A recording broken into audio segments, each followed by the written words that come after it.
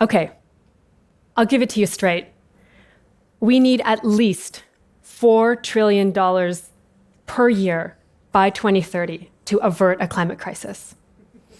And right now, that money simply isn't flowing at the rate we need to keep this planet habitable. Now, I work with a lot of banks and investors, and everyone who I talk to, and I work with some of the leading ones around the world, they get what needs to be done. They're aware of the climate risks, and they're actually really excited about the unprecedented opportunities to finance the green economy of the future. And here's the good news. Over 450 financial institutions around the world have committed to aligning their financing to net zero by 2050. And collectively, these financial institutions manage over $130 trillion. Okay, so we need trillions. We've got trillions. Problem solved, right? Shortest TED Talk ever. I wish that were the case. But now, as we're working to deliver on those commitments, it's actually proving to be really hard. Like, really hard to deploy real money into real technologies that will actually really decarbonize the world. And as a result, too much of that money, it's sitting on the sidelines, waiting to be put to work. But I think we can change that. And it's not even what I think, I know we can. Because it's based on what banks and investors tell me about what they need to go fast and go far. And what they need is help from people like you and me.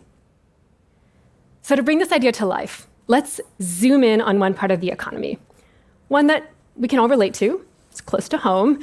Let's talk about housing. Because believe it or not, the challenges we're facing with housing and the challenges we're facing with climate are inextricably linked. So as we solve for one, we can solve for the other. You see, we're facing two concurrent challenges right now with housing. On one hand, there's an affordability challenge. There's just a scarcity of homes that are affordable right now. Here in the United States, there's a scarcity of over 7 million homes that people who live at or below the poverty line can afford to rent. And the other affordability challenge is it's less affordable than ever before to live in one because they're so energy inefficient. These older, less energy efficient homes tend to be in Black and brown neighborhoods due to the structural nature of poverty. And get this, a recent study found that the average renter who is Black pays over $250 more per year in utility bills than one who is white. Okay, so we need to build a lot more affordable housing. Great. But that's when we run into the climate challenge. Because the buildings that we live in are one of the leading contributors to the greenhouse gases that are fueling climate change. And if we take a business as usual approach to just building all this housing, we'll only exacerbate the climate challenge. Think about the emissions from all that cement and steel and concrete that goes into a high-rise, for example. So pretty sticky challenge. But that's why I love working in sustainable finance and investing, because we get to take challenges like this and transform them to opportunities, specifically financing opportunities, opportunities to deploy debt, equity, grants by governments, investors, and banks. And in the housing sector, the financing opportunities are enormous. We recently did a study. We found over $1 trillion worth of things that banks can finance to lower the emissions associated with our housing. Okay, great. So what will it take? How can we actually get this done? Well, here's the catch. You see, banks work within prescribed risk thresholds. And some of the things we need most, like replacements for that high carbon cement, steel, concrete, they're being developed by companies right now that are still relatively early stage and might not yet fit within those risk thresholds. Similarly, building affordable homes in a low-income community or a low-income country might not reach the return thresholds that investors are looking for. When I talk to banks and investors, they say they need the right type of public policies, they need the right type of capital, and they need demand in order to put this money to work. So that's where you and I can come in, because there are some simple moves that you and I can do that can help to create the conditions that will allow this money to flow. I'm going to talk you through these different moves. And as I'm talking, just bear in mind, these moves are not exclusive to housing. We could apply this playbook in any sector where we need faster climate action. Okay, let's dive in.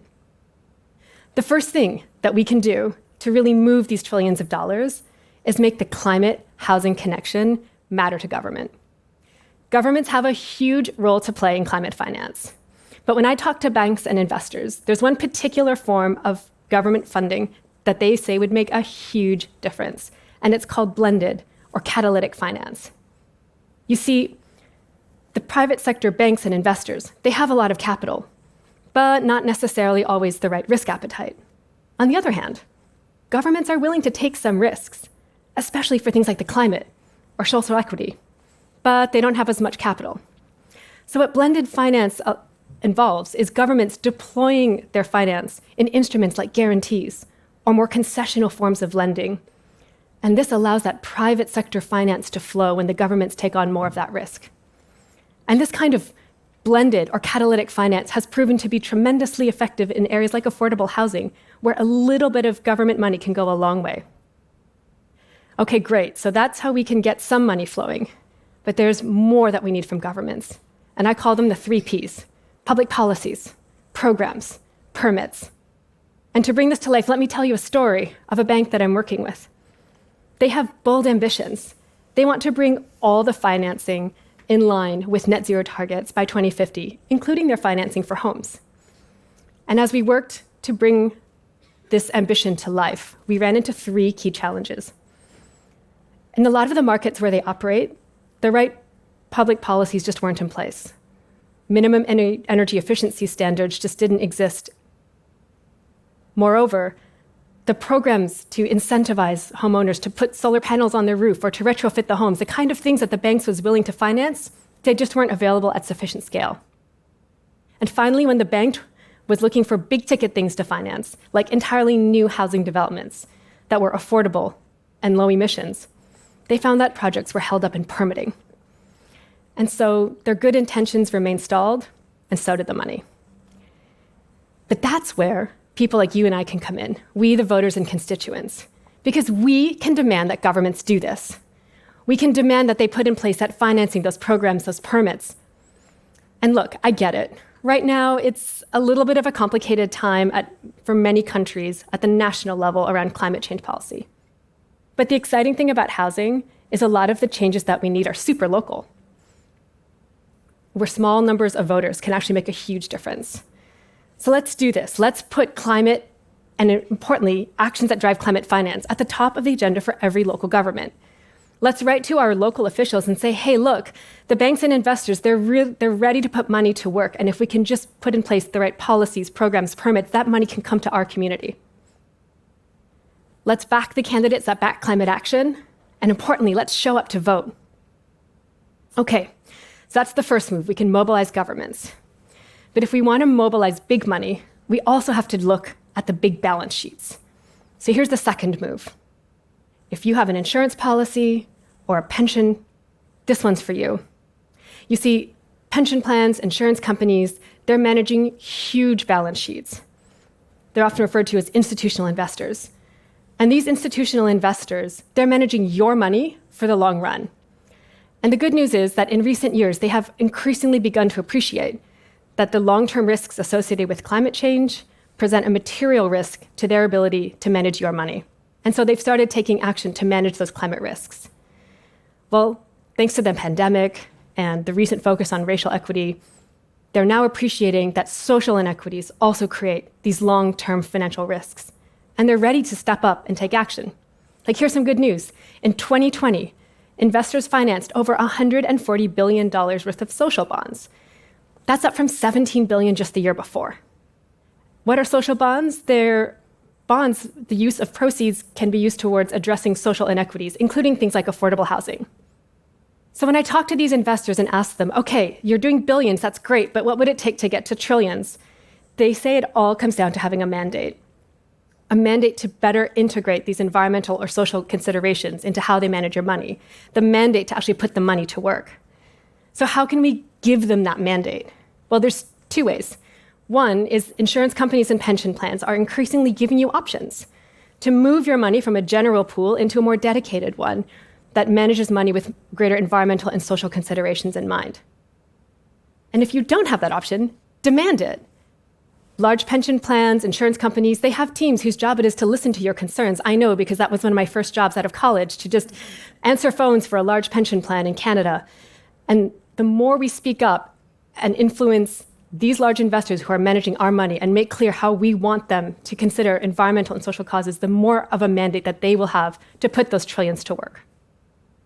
Okay, so first move is governments, second is the institutional investors. The third move is ourselves. We need to create the demand for these greener solutions. Let me give you a few examples.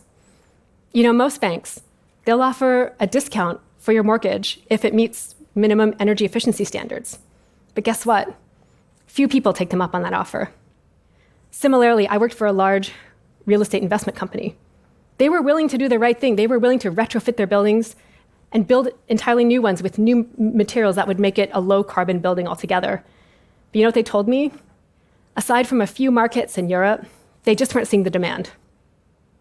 So I think we can take some inspiration from the other aspects of our lives, like the food we eat or the vehicles we drive, where we have shown banks and investors that it's worth financing alternatives to meat or electric vehicles.